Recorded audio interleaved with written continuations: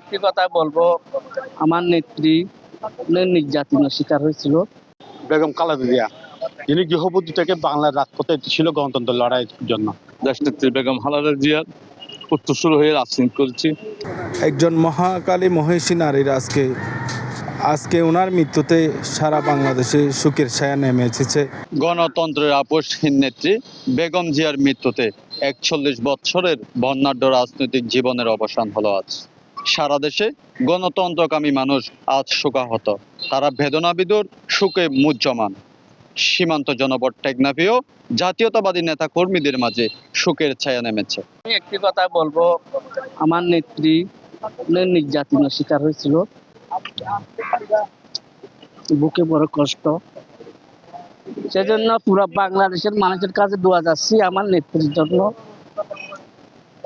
এই ফ্যাসিস্ট শেখ হাসিনার নির্যাতনের শিকার হয়েছিল আমার প্রধানমন্ত্রী, আমার নেতা জনাব তারেক রহমান সাহেব। অনেক নির্যাতন করছিল, আপনারা দেখছেন। মৃত্যুতে আমরা টেকনাফ বিএনপি পরিবার শোকাহত। আজকে ওনার মৃত্যুতে সারা বাংলাদেশে শোকের ছায়া নেমে এসেছে। একজন আপসহীন নেত্রী, যিনি দীর্ঘ ফ্যাসিস্ট সরকারের আমলে 17 বছর আপসহীনভাবে তিনি নির্লসভাবে এই দেশের জন্য, এই দেশের জনগণের জন্য নির্লসভাবে তিনি কোনোদিন ফ্যাসিস্ট সরকারের সাথে আপোষ করেন নাই।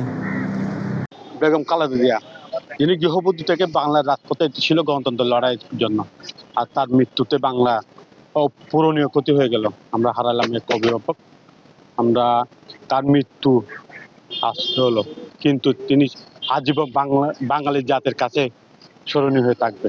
বাংলাদেশ জাতীয়তাবাদী দলের চেয়ারপারসন দেশনেত্রী বেগম খালেদা জিয়ার মৃত্যুতে আমরা গভীর শোক প্রকাশ করছি। আমরা শহীদ জিয়া রাজনীতি করিনি, রাজনীতি এখন শুরু করছিলাম। দেশনেত্রী বেগম খালেদা জিয়ার উত্তরসূরি হয়ে রাজনীতি করেছি।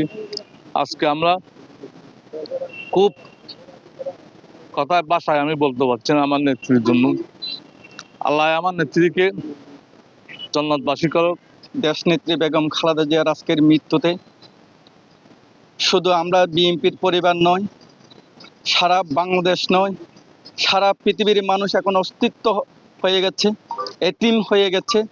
ওনার মৃত্যুতে আমরা টেকনাফ পৌরসভা বিএনপির পক্ষ থেকে ওনার প্রতি গভীর সমবেদনা ও শোকাহত। গণতন্ত্রের মা, বহুদলীয় গণতন্ত্রের প্রবক্তা শহীদ প্রেসিডেন্ট জিয়াউর রহমানের সহধর্মিণী ও বাংলাদেশ জাতীয়তাবাদী দল বিএনপির সম্মানিত চেয়ারপারসন, 3 বারের সাবেক প্রধানমন্ত্রী আজ আমাদের মাঝে নেই। আমরা টেকনাফ পৌর যুব দল ও বিভিন্ন অঙ্গ সংগঠন গভীরভাবে শোকাহত। তার মৃত্যুতে আমরা পুরো দেশবাসী শোকাহত। আমি সকলের কাছে আহ্বান জানাবো দেশনেত্রী বেগম খালেদা জিয়ার জন্য সকলে দোয়া করার জন্য। আজকে হচ্ছে আমাদের সবচেয়ে দুঃখের বিষয়, এবং বেগম খালেদা জিয়ার মৃত্যুর কথা শুনেই আমরা টেকনাফ পৌর বাংলাদেশ জাতীয়তাবাদী ছাত্র দল গভীর শোক প্রকাশ করছি, এবং আমরা সবাই শোকাহত। এবং আমার পক্ষ থেকে একটা মেসেজ থাকবে বেগম খালেদা জিয়ার শোক সন্তপ্ত পরিবারের প্রতি।